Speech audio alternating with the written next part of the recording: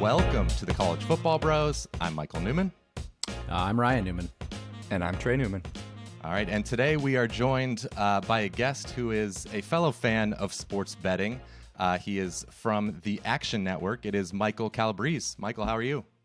I'm doing great. Thanks for having me, guys. I gotta level with you straight out of the box here, though. I do have a College Football Bros T-shirt. I won one of those trivia contests that you held back in the day, but I wasn't sure if I wanted to be like that guy who wears the T-shirt of the band he's going to see. That guy. So I try to play it a little cooler than usual.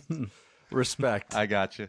You know, it would have been more respect if you wore it, but I get your reasoning there. A real bro groupie would have, right? It's kind of, it would be cool if you wore it. Like when I wear it on a show, it's just kind of sad a little bit. Yeah. It's like, all right. But I wanted to ask you about, we mentioned you're from the Action Network. You just had an article go up there recently that was kind of comparing some similarities, I guess, between the 2007 season, which was crazy, and what maybe has a chance to happen in 2021. So what are the kind of parallels you saw there? So essentially in 2007, you saw just a handful of teams come from way off the radar, whether they were ranked in the 20s to start the season, many of them unranked, and they moved all the way up to the top 5, and in a few cases moved all the way to number 2 before falling unceremoniously back to earth. So you had like Cal with Nate Longshore, you had Boston College with Matt Ryan, Matt Grothe at USF. All these programs kind of, is a perfect storm. So when I was looking at it from a meteorological perspective, to keep the analogy going, you're looking for similar factors that came together. And almost all of them, you throw Kansas in there with Todd Reesing as well. They had a lot of production coming back, and they had a quarterback with experience of at least 1 year. And when you look at this year coming up in 2021, as we're on the doorstep of the season, it's this confluence of events that have created teams returning production and what my coworker at the Action Network, Colin Wilson, refers to as TARP, which is returning production, but he's also adding in the transfer element. And with that, holistically looking at it, there are 26 teams in the country that return over 80% of their overall production. In a given year, you're going to see between like 6 to 10. So more than double that is coming back. And in a lot of cases, these are teams that are not ranked in the top 25 and would be characterized as, a hard out. And in a lot of cases, every single conference, and I really enjoyed your conference previews, as you were going through and doing those tiers, you kind of talked about those teams that were pesky, that were, a pain to get through. And I think you're going to see some pretty significant upsets this year and some teams, get off to a hot start in the way that Iowa did. And I believe it was 2015 when they started, 11-0, 12-0 to start the season, kind of coming out of nowhere, where we're going to look up in October and it's like, did we really see an undefeated NC State? Or did we see, a program like Pitt or Iowa or somebody with not a lot of sex appeal in a given year kind of knocking up Nebraska? Against that top 10? Maybe Nebraska? Throw them in there? I mean, we'll reel it back a little bit, but you feel free to use your imagination for sure. I got a little excited there. But I just think there's so much kind of trending in that direction. And because of that, I think you're going to see some teams really hold their own and put some of those ranked teams. And that's the side of the coin here.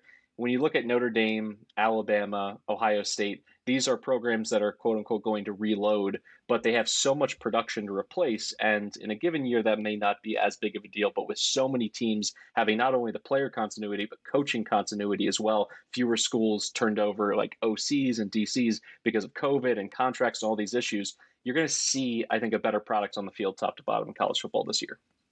Makes sense. We deserve it. Yeah. We deserve it after last year. I'm ready. So. All right, then. So let's move on to some of the best bets that you have throughout the year. So I guess we'll just kind of start with mainly the season win total. So I think you gave us 4 of those. So I guess we'll kind of start with NC State. I see you mentioned them already, so I think you're trying to foreshadow that a little bit. So yeah, NC State. What are your thoughts kind of on them this year? And NC State comes in with an interesting mix. They have over 90% of returning production on defense, which is top 10 nationally. They have a Defensive Player of the Year candidates at linebacker. So they're not just a team that's bringing back a lot of experience. They certainly have skill, future NFL players. And then when you look at offense, I think it's important to keep in mind when comparing last season to predictions for this upcoming year, there was weird sample sizes. There were teams that had games canceled and players who had to sit out. And NC State was just a different animal when Devin Leary was in at quarterback. You saw his I believe it was a kind of a shot clock buzzer beater kind of win against Pitt. He played an incredible game, and their offense just went to a new level when he was in there. And then the skill position players I love, Zonovan Bam, at running back is so dynamic, and the fact that they can kind of build around him as a Swiss Army knife out of the backfield, I think just gives them a chance with Dave Doran to finally punch through that ceiling. And the other element of it for me is that they catch North Carolina and Clemson at home. And Clemson, for all of their world beater status, which they have earned, and the recruiting and the ACC championships and the playoff berths, it goes on and on and on. Every single year, really going back to 2015, they've messed around either losing outright or winning in a one possession game against an ACC opponent that they shouldn't. They did it a couple times with Syracuse. They got burned in the Carrier Dome. NC State should have beat them. I believe it was about 3 or 4 years ago. They missed a field goal in Death Valley.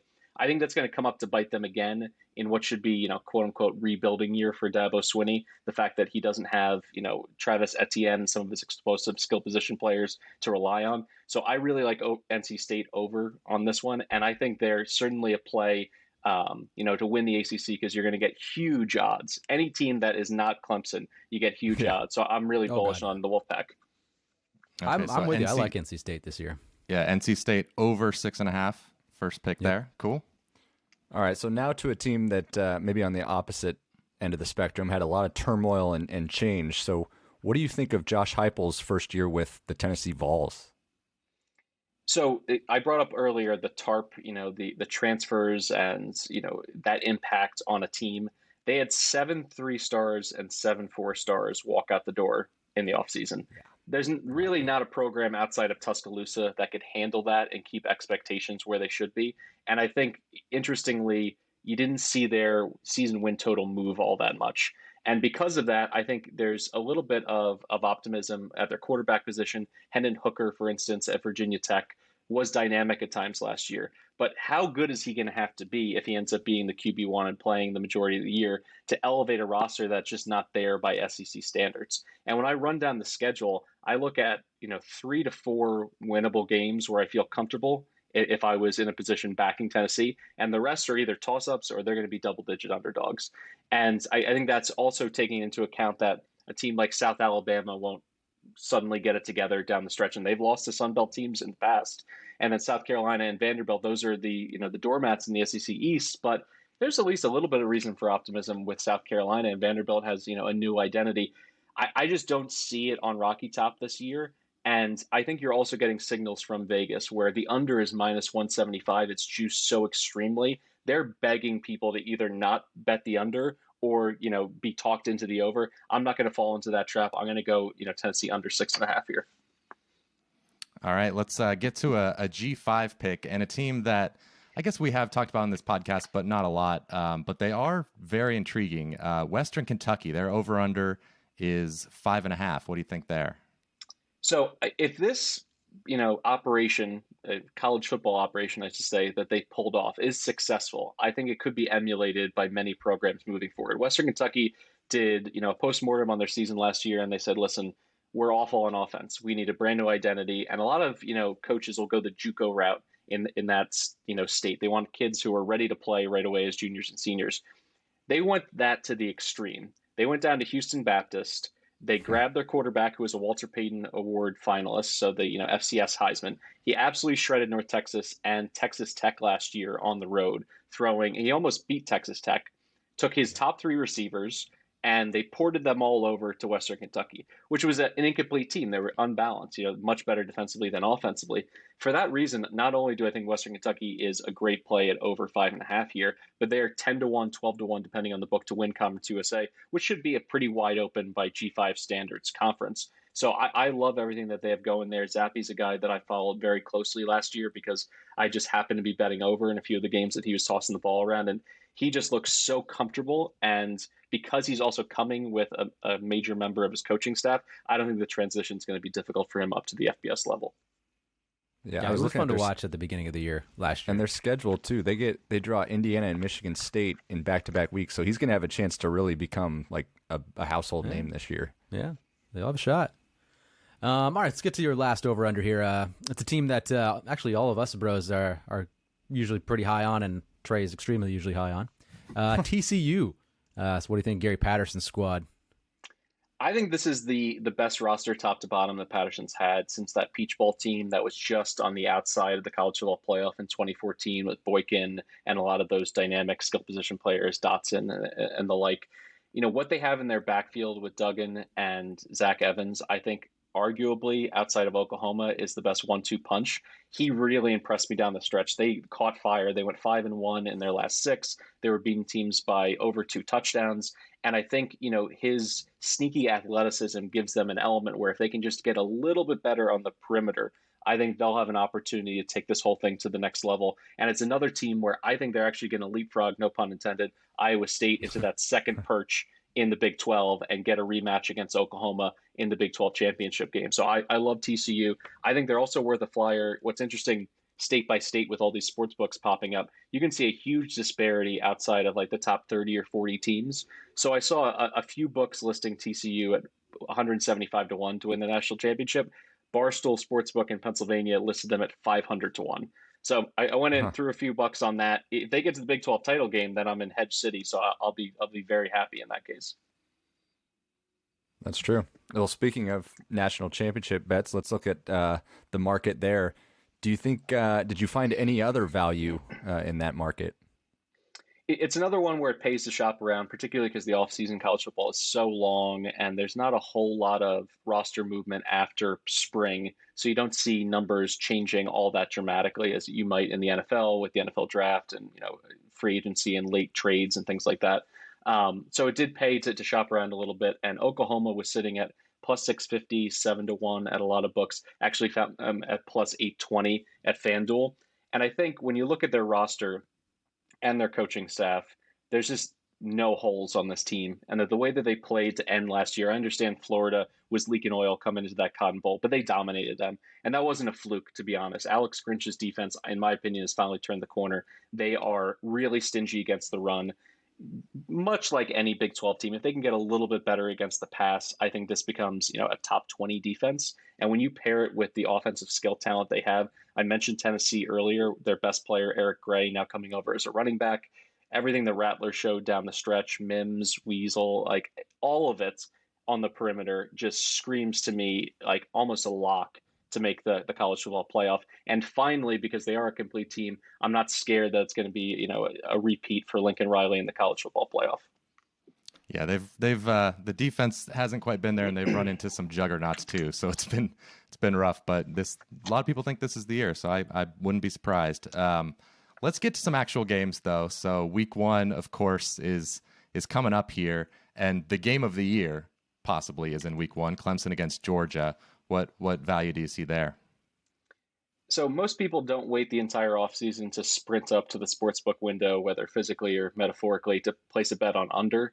But this one really, to me, all the signs are pointing to the under. As I mentioned earlier, Clemson losing Travis Etienne, which is really their only home run threat in that offense. For all their 4- and 5-star wide receivers, without Justin Ross, they just weren't as dynamic in the passing game. And I think Big Ocho is going to be tremendous this year. I think he's going to be a great, goal line threat and added dimension to their offense, being more effective in the red zone. But in terms of beating a team, 70 yards at a time, I just don't see it from the Clemson offense in this game.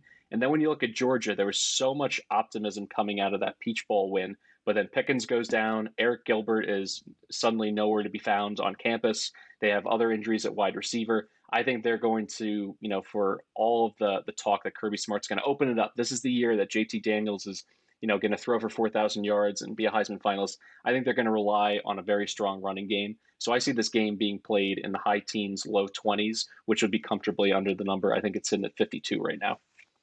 Yeah, it's a good rationale there. I like that one as well.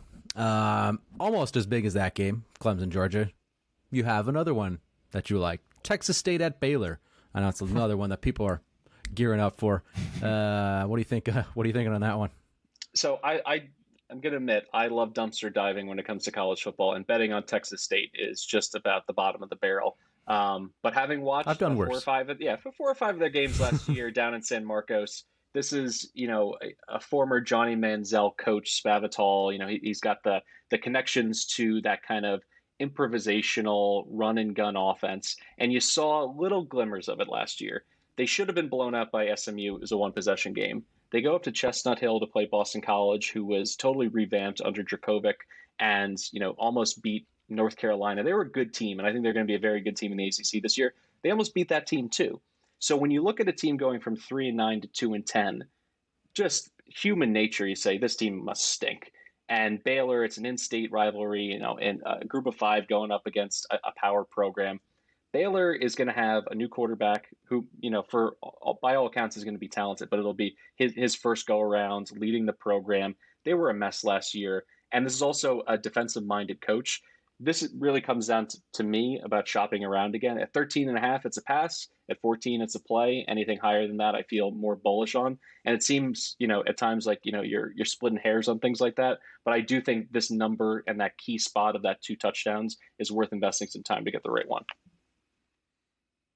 All right, well, staying kind of in the state of Texas, one of the big storylines, of course, was Steve Sarkisian going to Texas. So the last bet you have here is Texas giving 9 to Louisiana. It's a tricky first game, but what are you liking in this one? So Louisiana, rightfully so, got a lot of positive publicity last year. They go to Ames. They just absolutely truck Iowa State, but in a game where they scored multiple non-offensive touchdowns. And then being a Sun Belt fan, I watched them mess around and almost lose to Georgia State, almost lose to Georgia Southern. They're in a 1-possession game against Coastal Carolina. If you play that season back one more time, they probably have 2 losses. And I think we just pump the brakes a little bit on the enthusiasm. And then on top of it, they return more production than any team in the entire country. They are number 1, Bill Conley's SP plus numbers, all of it. So you look at that and you get excited about the continuity. But because of that, I know exactly what I have. And what we had last year was a power running team with a very good group of 5 defense that was comfortable playing in close games with a good kicker. But they lose their top 2 running backs in Elijah Mitchell and Trey Regis. And now they have Chris Smith, who is dynamic as kind of a change of pace, third down back, kick returner. But are they expecting him to be able to fill in on the big stage right away? And also, one final note, just from a mentality perspective, there's no sneaking up on Texas now. It's a brand new coaching staff. They want to make a good impression, and they're playing that tape against Iowa State. So there's no chance that Texas is going to sleepwalk into this game. And it opens at about 11.5, and the public is betting it in such a way that it's now under that key number of 10. So I don't mind laying the points, and I think this is going to be a coming out party for Bijan Robinson. I see him having a huge day and a nice start to the Sark era. Texas is back. Yeah, Texas is back, will be baby. back. Hey, that's a ranked matchup there. So, no, that game is very exciting. Like, whatever happens, I'm pumped for that one. Yeah, it's going to be awesome. Cool. Well, we really appreciate you coming on the show. If people want to find your work, want to follow you, where can they do that? So I'm over at Twitter at EastBreeze, BREESE. As you mentioned, the Action Network. I will now be a co-host of the Big Bets on Campus podcast, covering exclusively the group of 5 in the midweek, and Colin and Stuckey handling the rest of the national stage. And you can also find my work at Saturday Down South. I do an article aptly titled Betting Stuff, kind of explaining the odds and ends of gambling to a community that has not been tuned in all that much. More, a little bit more. Alabama's really good and Tennessee stinks. That's as far as they get into it. So I'm there to hold their hands and help them make a little money during the fall. Awesome. All right. Well, thanks again. Next time you come on the show, you got to wear the College Football Bros shirt, but Yeah. we'll let it slide this time. But I mean, as you can see in the background, I have all 130 FCS helmets. So if you guys want to get yourself some, College Ooh, Football there you go. Bros helmets, I would be happy to put it on the shelf and Should throw wear some like love. a it. shirt, a mug, get a hat, Yeah. something like that. I'm right, a we'll work walking on that. billboard. I'm for sale. all right. Well, thanks again. And thanks to everyone for checking out this episode, and enjoy. We got week 0 coming up, so enjoy that. See you Appreciate next it, time. guys. You've been watching the College Football Bros. Be sure to subscribe here on YouTube and in your podcast app for college football content all year round. For bonus episodes and access to our Discord chat, join our Patreon at patreon.com/collegefootballbros. Thanks for watching.